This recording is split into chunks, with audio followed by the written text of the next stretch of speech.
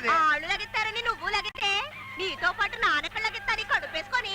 మరి ఎందుకు తెచ్చుకున్నావు ఏంటి కడుపు? నానెక్కడ తెచ్చుకున్నాను, నువ్వే కదేటి తాయిలు పెడతా నీ ఇంత పని చేసినావు. ఎవరు పోట్లాడేది? అమ్మాయే కదా. అవు మళ్ళా వాళ్ళిద్దరికి ఉస్కులెక్కడి సురువైంది.